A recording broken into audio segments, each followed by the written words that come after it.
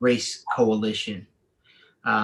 We welcome you tonight to this awesome conversation as we continue in our series of educating those about racial equity, racial justice in not only the Desert Southwest Annual Conference, but all throughout the United States.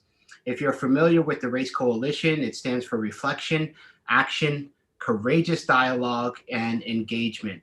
I'm here with our panelists tonight, myself, Khalif, the Reverend Javier Olivares, and the Reverend Kimberly Scott, and our esteemed guest, Frances Causey.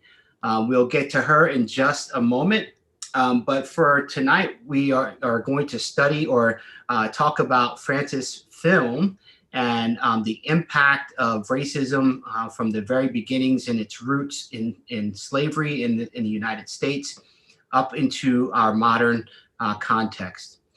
Frances is a filmmaker. Her first film was in 2002, entitled The Wendell Scott Story, a story told about Wendell Scott, the first African-American stock car racer. And tonight, again, we will look at the film, The Long Shadow. And we're really excited to have this conversation with Frances tonight. We're going to show a very short 2-minute video clip that is a preface to the video. And that's my daughter walking in behind me.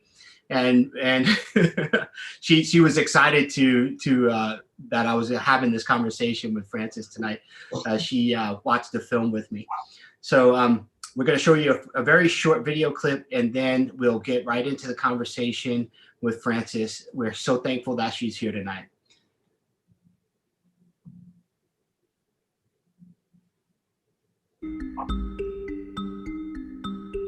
I was born in Greensboro, North Carolina, into a world where white superiority was rarely questioned. I knew both sides of my family owned slaves. I never understood how much my own uncomfortable journey was connected to an untold history. You can't understand United States history without understanding the role that slavery played. It actually defined the nation. Almost every founding father was a slave owner. It was just completely integrated into the thinking of the wealthy men that wrote the Constitution. The Southern colonies were not willing to be part of a union unless the institution of slavery was protected, and the price of protecting that institution was disproportionate power to the South, and it carries through today. They're mad. I'm mad. We should all be mad because of what's going on right now. We're still suffering the after effects of those two powerful regimes that comprise the bulk of U.S. history, slavery and Jim Crow.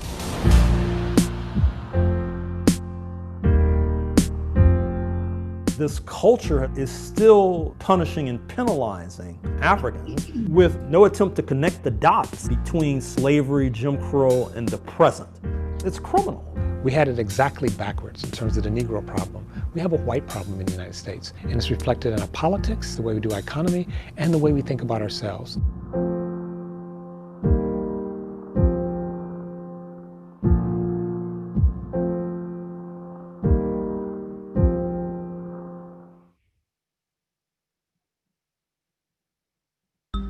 Awesome. That brings us back, and we are also joined by panelist Julie O'Neill, who snuck in while the video was going on.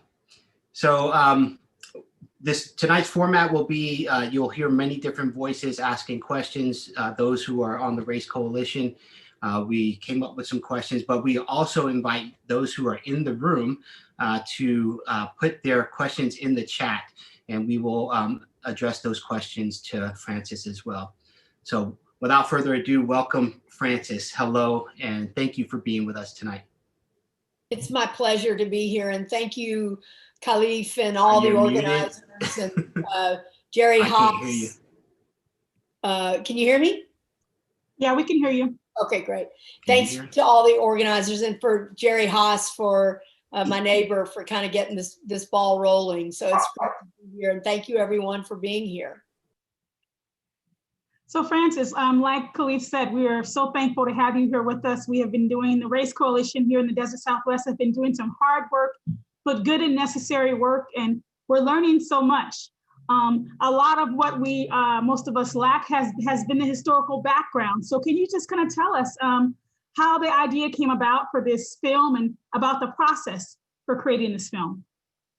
Thank you, Kimberly. It's a great question, and one I never really tire of answering, because it really was about passion for me and Sally, having grown up in the South and witnessed what we believed was the American version of apartheid, what we could see our Black brothers and sisters going through, what they had to endure, not only in our own families, but what we saw when folks worked for our families, but also in our wider community. And as a journalist, what I wanted to do was really make a film that was lasting, something that really addressed these intractable issues, which really have to do with the bottom line, which is that we've never dealt with this as a nation. We've never addressed it, and we've never addressed the economic inequality, the inequities that have divided the African American community, the African community, the African American community from the white community. So we fast forward to today, and we see that the effects of the policies over generations and not addressing them in a real fundamental way, in a lasting way, has, for every dollar an African American person has in our country, a white person has $10 in terms of median wealth. And so I wanted to look at the three legs of the American dream. I mean, if we're this shining city on the hill, then certainly our experiment is available to all, and it clearly hasn't been. And so that's the film. I wanted to make the film that I could not find. Yeah. And so, they take a long time to make. I read over 30 books on the subject. And so we looked at the economy, we looked at education, and we looked at housing. And I really wanted some of the things are familiar to viewers, a few of the things that we learned in school, but for the most part, I wanted to connect the dots of a story that had never been told. Well, thank you. I definitely think you did that. Thank you. Francis, did you encounter any resistance when you were doing this film? Well, my family doesn't, I get asked the question a lot about my family, what they thought of the film, and they never quite, they know kind of what I do, but not how I do it. And so, they kind of blindly, kind of live in their bubble of white privilege, and some were not too happy about it.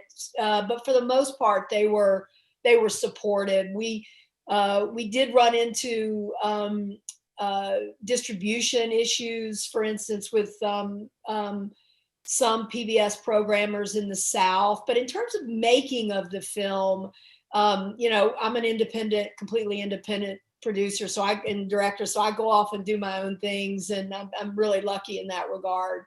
But mainly in the distribution, I think a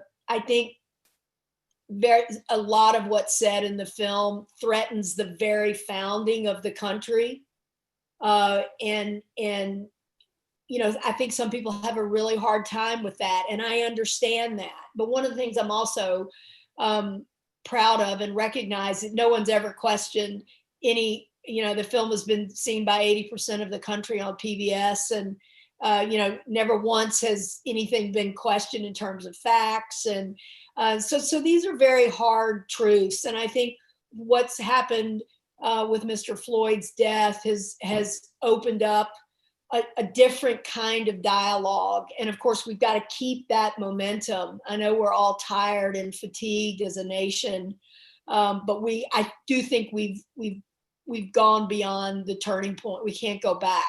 And so we've got to start making tangible changes in the African American community, led by the African American community, with white allies supporting them in those efforts. And a lot of it has to do with follow the money. You know, we need to go in and refurbish these communities. Mm-hmm. Thank you. Thank you. Thank you. Hi, Francis. I'm Julie. It's great to finally meet you after working on this together. You know, obviously you had some ideas going into the filming of the project, of what you wanted to accomplish, of things that you wanted to highlight. What were some of your learnings that you had over the course of filming? That's a great question, Julie. I've never been on camera in one of my films. I'm really much more of an editor, writer, director behind the scenes. But once I discovered, I had known that my sixth uncle I knew he was an important statesman. He had been to the Continental Congress in 1774, and I had known a little bit about that. But once I discovered that he really rolled up his sleeves and, you know, at the behest of George Washington and Thomas Jefferson, he was a real statesman. I mean, he was a lawyer, he was a judge, and he liked to get his hands dirty in the details of the new nation. He's really kind of the father of jurisprudence of the country, and he just codified slavery. I mean, as I say in the movie, one county, one state, you know, at a time. I mean, and when I felt like the film really pivoted once I discovered that. And there was a lot of desire to have me talk about, and I do this in my TED Talk. I have a TED Talk on YouTube, and I get a lot more personal about the things, and this goes back to Javier's question, or maybe perhaps it was Kimberly's question about what motivated me, because I had seen these acts of racism in my own family, and but never did I imagine that once I did the research, you know, what Edmund Pendleton had been involved in. And so I felt like, I mean, I made the film for everybody, and the film has really been embraced by the African-American community. But I really made it for those PBS programmers. I mean, we had one PBS, you know, white folks who say, well, you know, Black folks don't think this is in Mississippi. Black folks don't think that's important anymore, and white folks have moved on, you know, when I had those kind of comments. And so that just emboldened me. And also putting it in one 75-minute sitting. You know, we have a PBS version, which is 56 minutes, which is a tighter, but I love the stories of Nominee Hall and the Canadian pioneers that showed just how committed we were as a country, you know, to enslaving these people. And so I felt like I, as a white person, needed to say to these other white people, wake up, understand your privilege, understand, even if you are, you know, working class, or, you know, you still, just by the virtue of the color of your skin, have an advantage in our society. And so there's a lot in there. There's a lot in the movie, a lot to digest.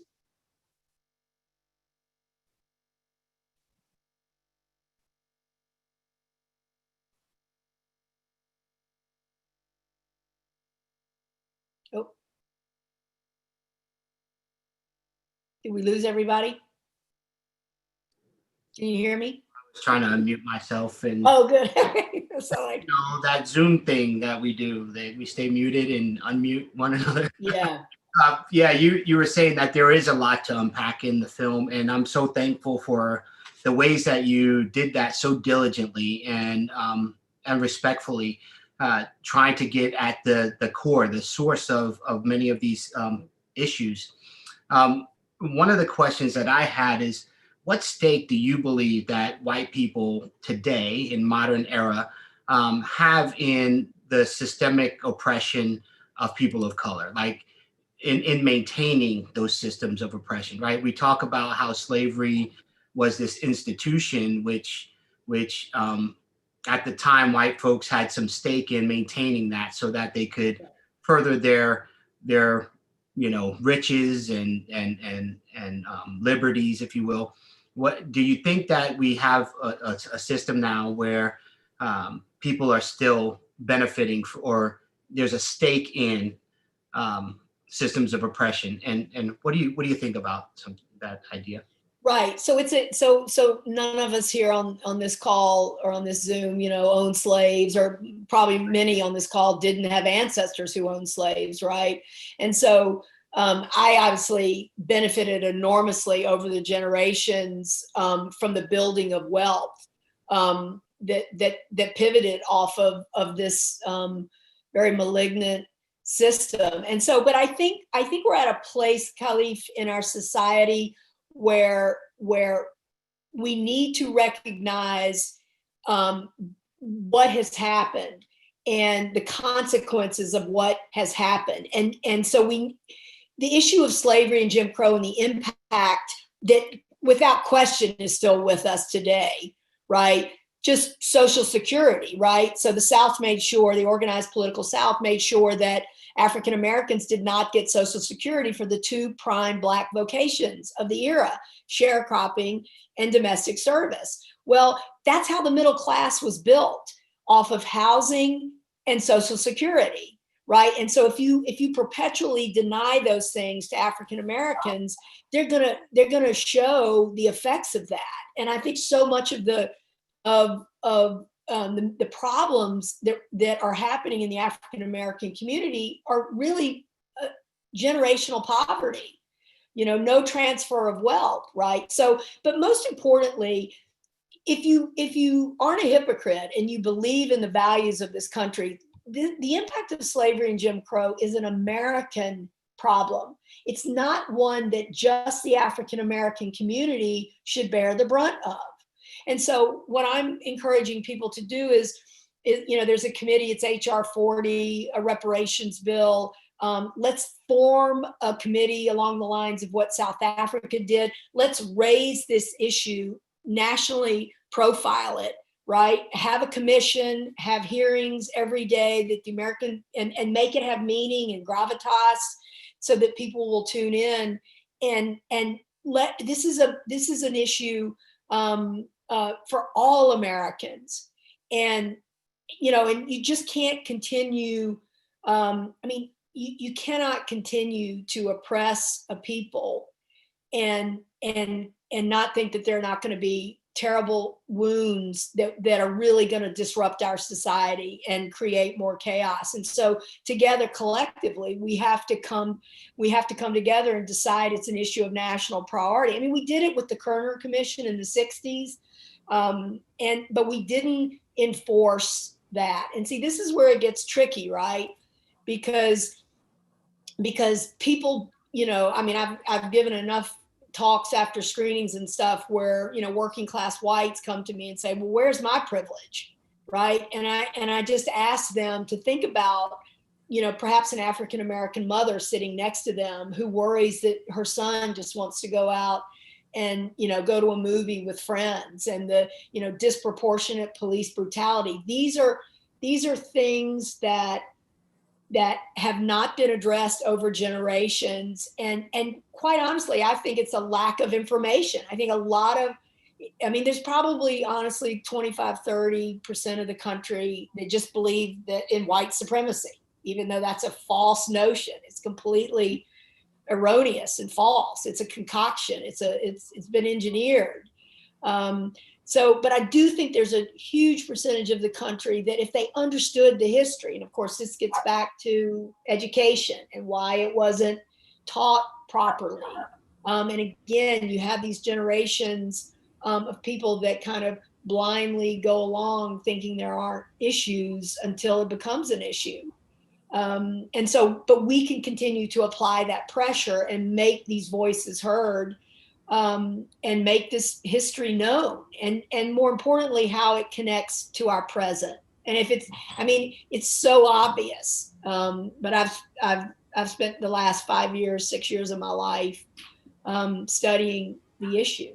Yeah, I appreciate it too. I get it in 75 minutes. Well, I mean, you brought a lot of law and, you know, of course, we could get into redlining, we could get into gerrymandering, we could get into all of those ways that systemically, you know, people have been disenfranchised and eliminated from the process of political power. I think, Kimberly, do you have the next question? Thanks.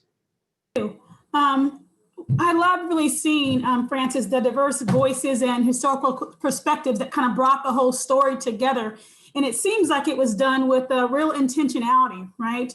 And so I was just wondering, how did you connect the dots and get people to come forth with these stories? Because I'm a child born in Mississippi, right? And we didn't talk a lot about this. I left there when I was 10 and came out west. And in the West, we just didn't have the knowledge in our books, in our textbooks. So how'd this happen for you? Well, it actually, I'm noticing Billy's question about the color of law, Richard Rothstein's book, his brilliant book about Ferguson and housing. And so it's kind of a weird process. I just scour the internet for days and days and weeks and months. And I love history. And so I felt that there were lessons that we could teach today. History repeats itself. Yes. And so the stories about, for instance, Nominee Hall, right? The moral of the story with the Nominee Hall profile is that had we in the late 1700s freed, manumitted all of the slaves, which the economy was really bad after the Civil War, after the Revolutionary War. And there were people really questioning slavery, like Robert Carter III. And so that story was just this epiphany for me of what our country could have looked like had we freed the slaves. Yeah. We didn't, right? So we see the ancestral line of these slaves that were manumitted by Robert Carter III, and they are realizing the American dream, right? They know their family's history. They have a history of growing in prosperity. I mean, they had huge challenges, of course, and then with Canada, I wanted to show that just 1 foot over into Canada, what would have happened. Yeah. And we see, because I was really offended, and I don't know about you, Kimberly, but I was so offended by all these falsehoods and lies that I had been peddled to me about African Americans growing up. I mean, it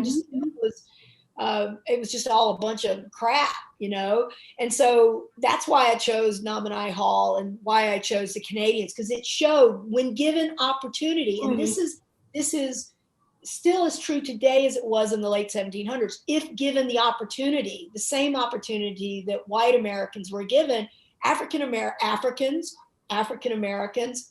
thrive, right? So we gradually, this country's commitment to enslavement, you look at indentured. I mean, one of the epiphanies was the indentured issue, right? So you had black and white indentured in the same societies, and you have, blacks who win their freedom, work off their freedom, they're re-enslaved. All these rigging of the laws, which gets to Billy's question, right, about the color of law. So Sally and I had wanted to make the film about the poverty we had seen, and Richard Rothstein's book just opened up a floodgate of possibilities of connecting the dots, right? So housing led me to the, obviously to the economy, to housing, and to education. But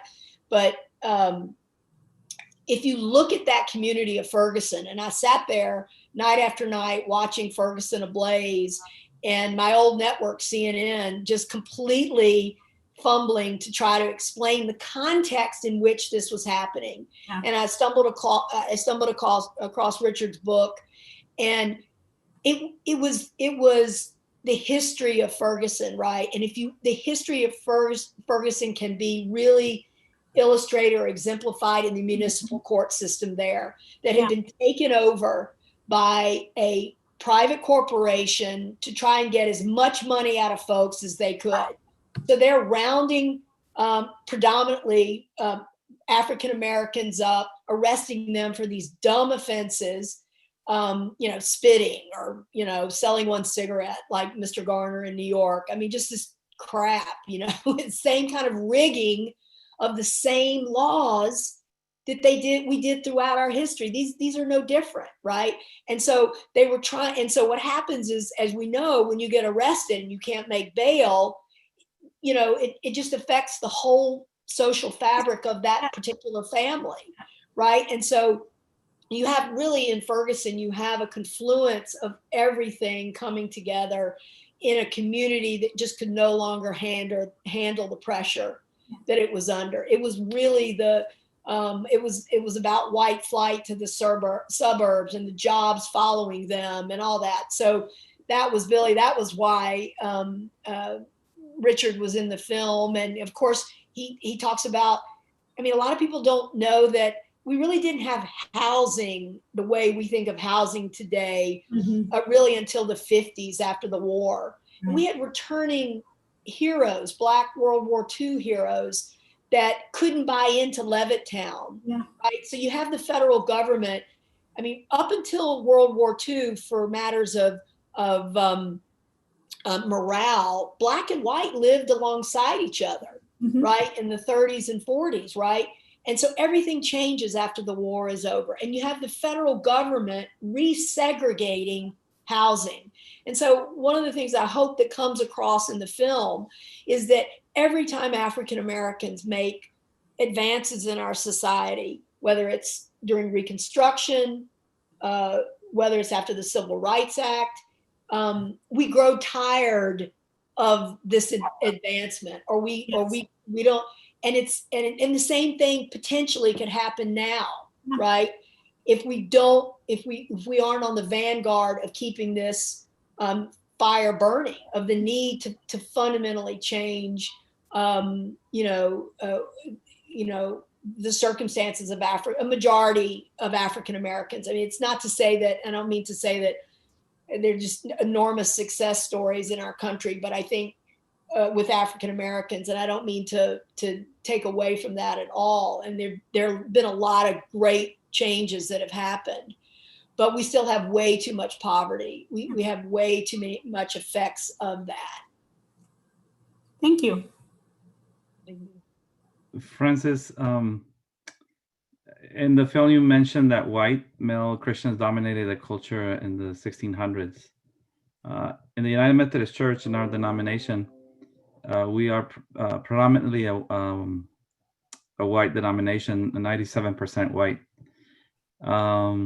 In your opinion, what could we do as Christians to help share the story? Well, I think that's a fascinating subject too, Javier. White masters used to worship alongside their Black slaves early on in Williamsburg, where I shot a lot of the movie. And then once the huge, as difficult as it is to even say, the money that was to be made off of slavery, once it was really clear that the system of slavery was so profitable, you started having preachers. You see the Baptist conventions break up, right? You see the National Black Convention break off from the Southern Baptist, right, over slavery reparations, right?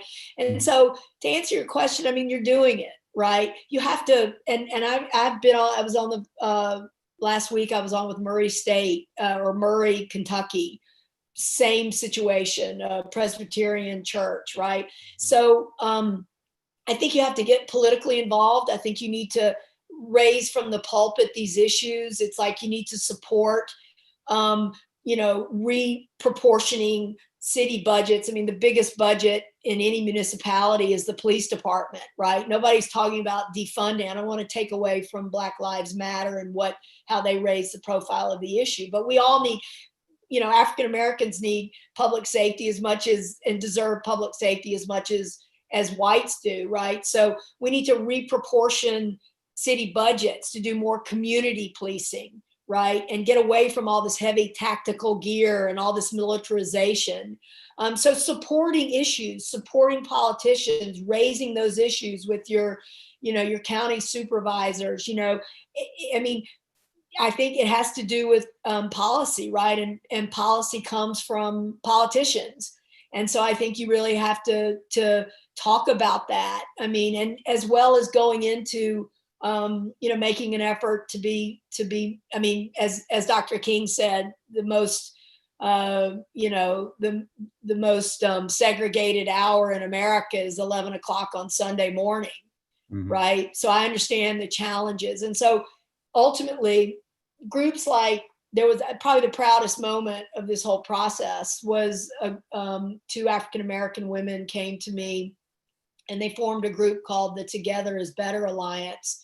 And they get white and black together. They break bread together. They take trips to Montgomery, to the museum there. So we've got to, once we start to have more economic equality, we'll have black and white together more, right? And so we need to be together more. We need to understand each other more. And that's going to take a concerted effort and to do some things that are uncomfortable, to break the status quo, right? And what does that look like in your community? I was on with the Northern Illinois Food Bank, a couple of weeks ago, and I did a session with their board. The board was all white. I said, you might start by having your board look more like the people that you're serving, right? So these are tough things, and they're difficult. They really are difficult, but we've got to change. The change is difficult, but it has to happen. Thank you. Great question. Francis, in your film, at one point you talk about how, and we've talked about it a little bit already, a lot of the systemic issues that racism is prevalent in. In the film, you talk about people saying, how free is free? People getting to a place where they think they have achieved freedom from racism, but certainly not, because the systems hold that in place. We see that certainly the intersectionality of racism in our healthcare, in our education, all of these different ways that manifest themselves in ways that we might not think are racist today. So I'm wondering, kind of twofold, what would you say to folks who are struggling with the concept that we are in a post-racial America, that racism doesn't exist?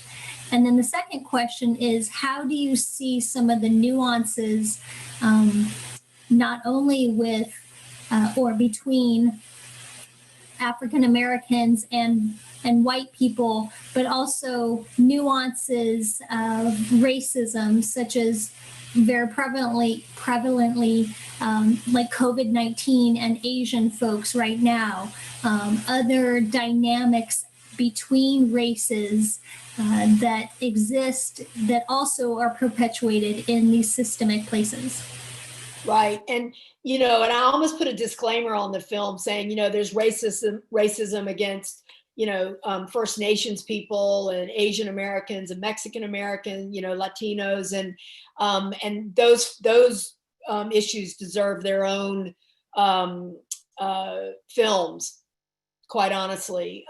But to your first question about this denial, actually this denial that racism exists at all is actually a strategy that in the South, it's called the Southern strategy. I mean, it's been tried in courts of law, or it is in courts of law, that you can't factor race into. I mean, I think it was either Harvard or Yale just lost an affirmative action case in that they sustained affirmed affirmative action.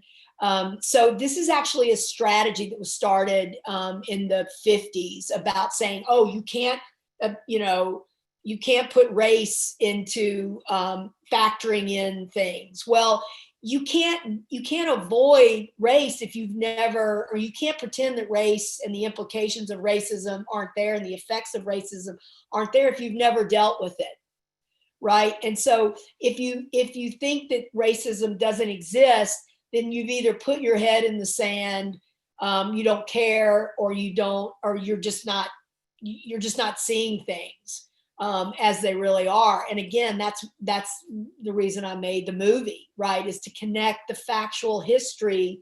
One of the ways I think, oh, I love your kitty. One of the things that I think it's so obvious that racism still exists in our society. You look at the enforcement. So we've changed a lot of laws, right?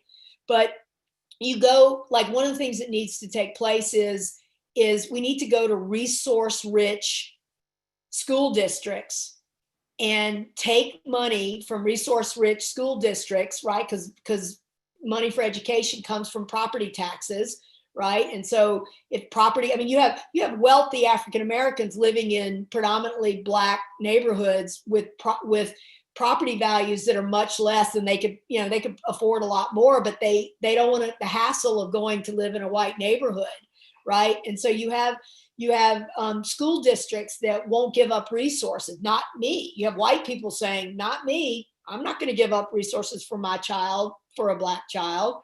You have builders that get tax credits for Section 8 housing, right? Well, try to get Section 8 housing in a better school district, right? And you see this white opposition, right? And this is just blatant racism, right? But I do think that there are people that can be reached if they truly understood our history. And see, that's the problem. I mean, people aren't educated on them. I can't tell you how many people have said to me, the film has opened their eyes to, I mean, they've materially been changed and have gone out and started, like TIBA chapters. A woman in Green Valley, just north of me, started her own Green Valley TIBA chapter, right? I mean, so just because this issue has been buried for so long, and though we still continue to have problems that kind of flare up, issues of COVID transmission and is disproportionately, it's just breaks your heart, disproportionately transmitted in communities of color. It's because they're the ones that are, and also Latinos, that are out there having those jobs, those lower paying jobs that, that just crystallizes, the whole issue, right? They're out there out front.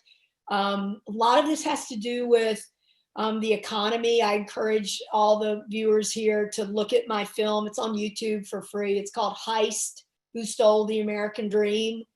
And it talks about what's happened with our economy, and the economy that we have disproportionately impacts people of color in terms of getting COVID, and Latino for sure, and Asian American, I'm sure as well too. These are age-old issues that we've had, but we have the power. If we have the awareness, we're Americans. We get stuff done. Why can't we concentrate on getting this done? I mean, we just gave, in terms of, it's a dirty word, but in terms of reparations, I don't care what you call it, refurbishment, when we just gave trillions of dollars in a short amount of time. It's another area, right? When you look at the distribution of PPP, African Americans don't have traditionally, for good reasons, because they've been discriminated against and targeted by mainstream banks. The PPP program was distributed by mainstream banks. And people who had established relationships with those banks got those loans. African Americans, they start businesses, you know, their family and friends, or they do GoFundMe campaigns and stuff. So racism is alive and well.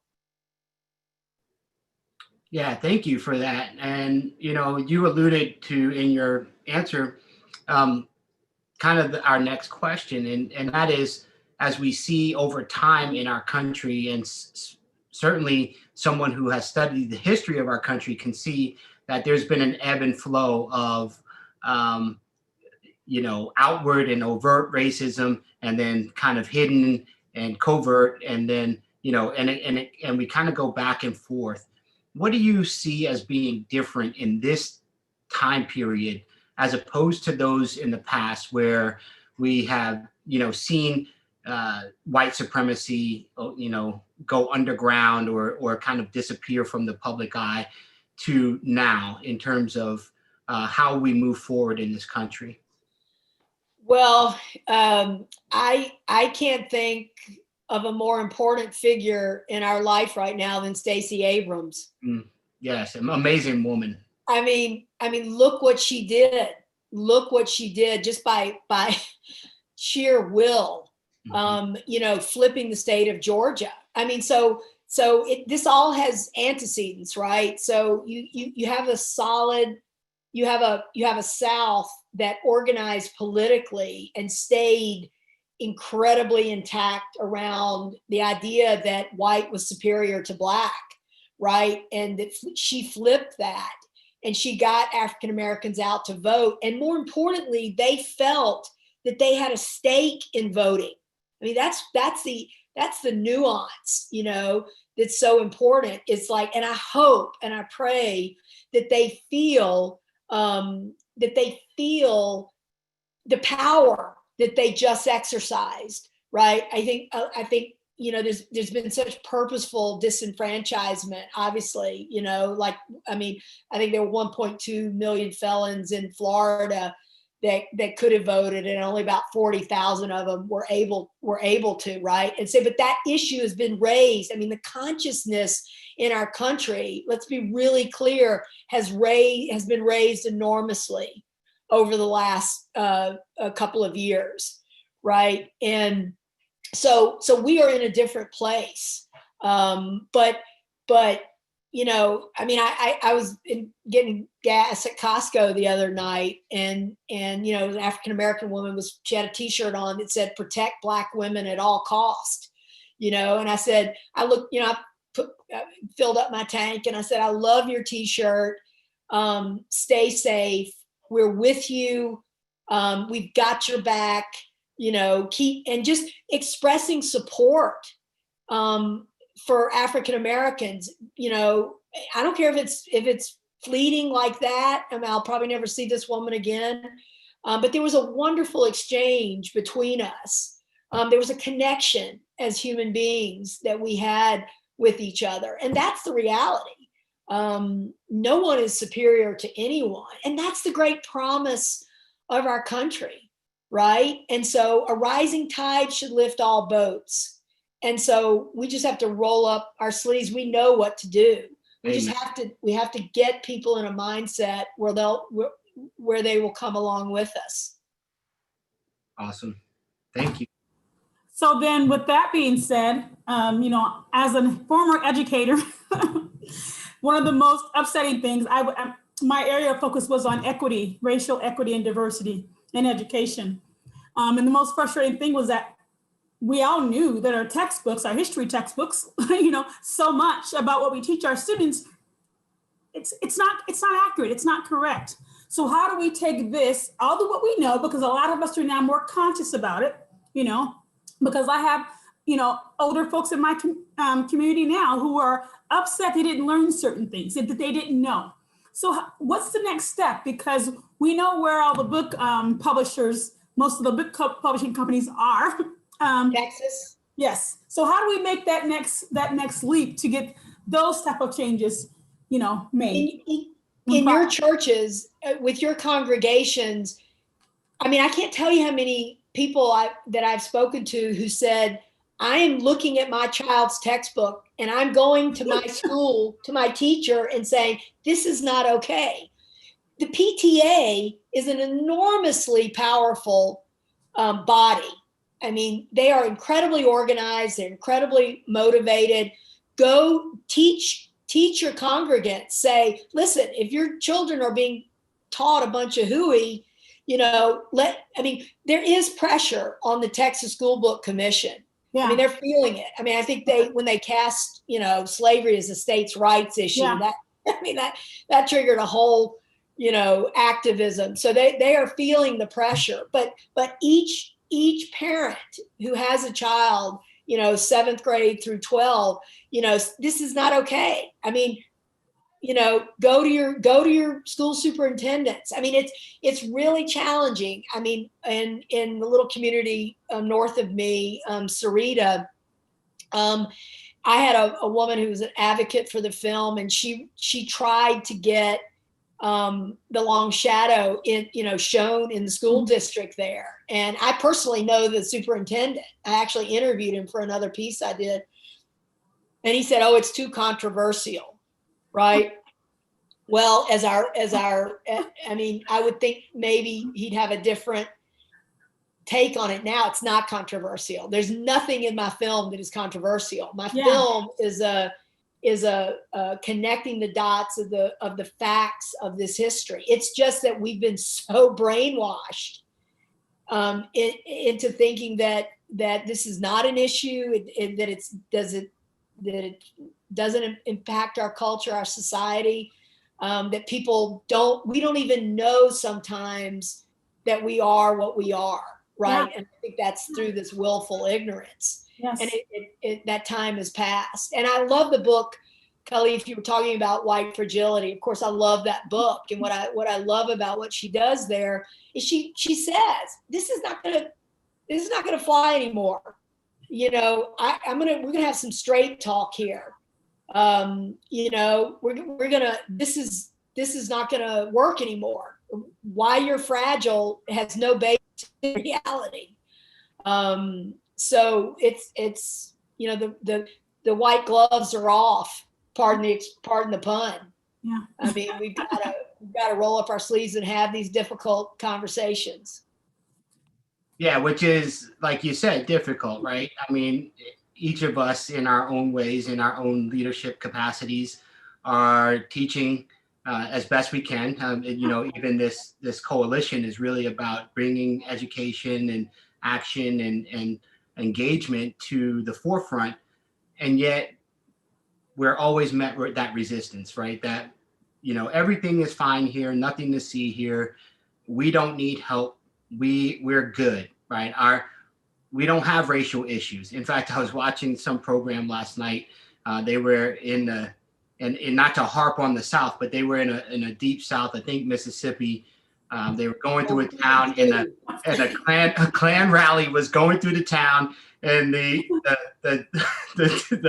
person who was making the documentary says, "Do you guys have a race issue in this city?" And he was like, "No, we don't have any race issues." As the Klan is marching through the city, right? Just plain ignorance. I mean, I can't. Again, we've been here before. Again, another great comment from Billy, which relates to what you're saying, Khalif. It's like we have already done this when we wrongfully interned Japanese Americans, right? Yeah. We gave each Japanese American. We recognize that we interned them for several years. I can't, probably 4 or 5 years. I don't know exactly, but we enslaved African Americans, Africans for 250 years. And then we continued. We didn't get rid of legal discrimination until 1965. Why would we do what we did with Japanese Americans and not do what is so long overdue in the African American community? I mean, it's just ignorance. It's willful ignorance, and just let's say with Vice President-elect Kamala Harris. I mean, as excited I was as Biden got elected president. I mean, and I really don't try to get into a lot of political stuff. I try to, in my films, I want to reach across both sides of the aisle. But how exciting! So you know, and the promise of her and Biden, and you know, we have to keep pressure on them. You know, politicians have short memories, and we have to keep the pressure up. Yeah, some shorter than others. Yes. Yeah. But with that said, Billy also invited the question. Now that you have opened that Pandora's box of injustice, what other injustices are there in your foreground that you might be beginning to look at as way opportunities for films? No, I appreciate that. So, so I am on kind of a mental health track, and of course, racism is a mental health breakdown, right? It's not right thinking. It's not, and so and there's in our country there's so mental health is so important, and it gets so little time and attention and money. I mean, it just, and so I made a movie called, it's also airing on PBS. It aired in PBS in October. It's called Is Your Story Making You Sick? And you can find out more. We're like we did with you, and we have partners that we're doing. So we're going to conferences and we're getting the movie out. We become distributors of our movies. I mean, we use as much as we can. Netflix changed so much, so we use a traditional film distribution model, but we also become distributors ourselves. So that film is about trauma and adverse childhood experiences, and how that impacts how you get stuck in the past, and how that impacts your present, right? And so it's no different than The Long Shadow, right? It's like we started out in our country with this mentality and this oppression of African and later African Americans. I mean, it's like almost a collective mental breakdown, if you will. And so I personalized that and looked at how when we get traumatized as children, how that impacts the way we see ourselves in relationship to the world. And so that film is going to air it in October, but it's also going to air in May. And you can find out more about that at story.movie. And then the film I'm currently shooting, there's a terrible epidemic. And we were talking offline about this, Julie, before you came on, about there's an epidemic of of sexual trauma in the military. As well as combat trauma. So we're looking at combat trauma and the effects of that, and also military sexual trauma with PTSD. And so mental health is where I'm at now, really focusing on trying to give people a roadmap for how they might improve their mental health. It's so important. And so misunderstood and so underserved. So not to dominate the conversation, but you just, you brought up a very important point here. And, as Christians, as Christian leaders, we are in the middle of a pandemic. We are in the midst of, the highest racial tensions many of us have seen in our lives. And we carry, in a way, a weight of that burden of bringing justice, peace, reconciliation, love, care, compassion, all of those things to our folks. What do you do for your own mental health? What do you do for your own spiritual energies and to refurbish yourself? Because you are working in the trenches of doing this work. Like you said, doing the research, learning about these things, talking about these things is exhausting. And I know that some of our folks are experiencing that fatigue. What did you do for your own mental health? Right.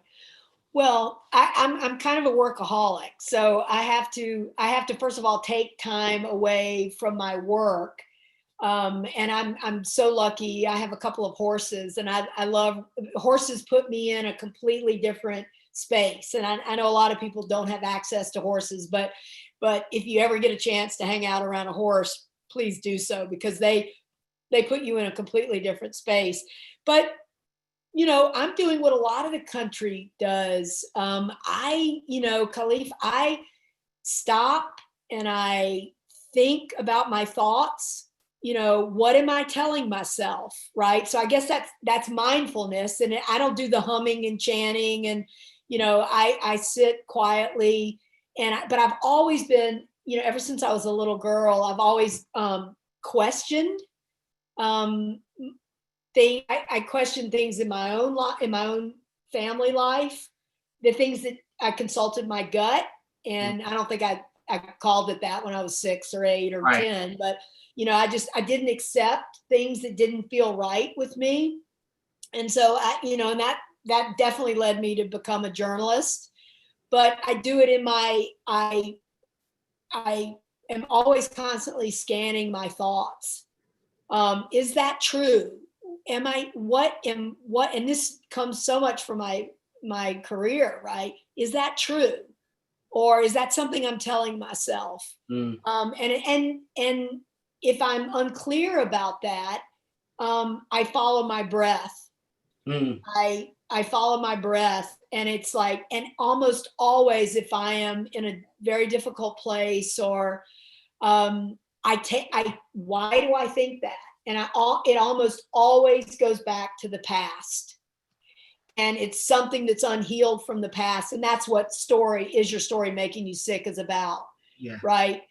Is about these kind of, we have these authority figures in our life, and we get, we become kind of acolytes of that thinking in our own lives. And I've just been really super blessed to have a curious mind, and also a mind that believes in justice and believes in my own happiness, and that if I'm not right in my world, then I can't help others. And of course that brings us back to what you're doing, right? Which is helping other people. And you're always welcome to First United Methodist Church of Mesa. And, you can come visit after COVID ends at some point. I would love that. We'd love to have you. Yeah. And actually, I would love to have you speak there too. Julie has, we're getting close to time. So Julie has the last question. But again, we just want to thank you so much for being a part of this conversation, for taking the time out of your schedule to speak with us, to speak to our community. We encourage everybody out there to, if you haven't watched the film yet, go and watch the film on the website. It is you can get the link on our Facebook page, and just click it. The film is still available for watching, I think, until Friday. Take the opportunity to watch it more than once, because there's a lot to unpack there. But thank you so much, Frances, for being here with us tonight. And Julie will have, and look out, everybody, for all of the other things that Race Coalition will be doing in the future, and the upcoming events. We're going to take a break from now until the beginning of the year, but just continue to watch our Facebook page and our social media for content, and we will be letting you know what's coming next. All right. Thank you for doing the work. Thank you. My pleasure. Yeah, Frances, thank you again so much for sharing the gift of your storytelling with so many people. I know that there were things in the film that I learned that, as aware as I like to consider myself around race issues, that I really appreciated, as did my cats.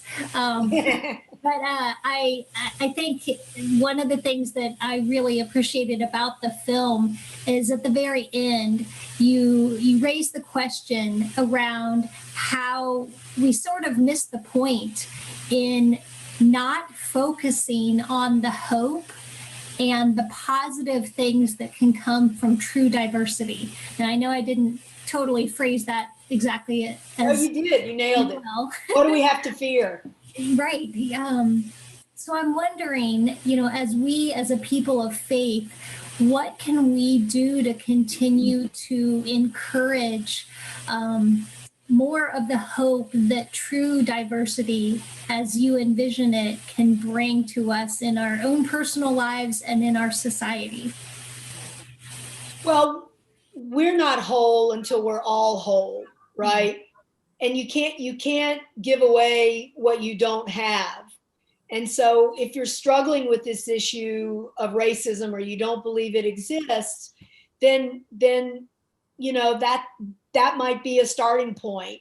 And you know, religion, faith is about your heart, and there's no scarcity in your heart, right? If your heart is full, then you have love for everyone. And if you don't have love for everyone, and again, it goes back to the thinking. It's like, you know, that's a place to start, and just preach that you know, we're not whole till we are all whole, and we have to make the African American community whole in our country. And until we do that, the values that we espouse that make us supposedly so exceptional, they're not real. It's hypocritical. It's people need to, you know, give up something from themselves to the African American community, to the African American folks in their lives.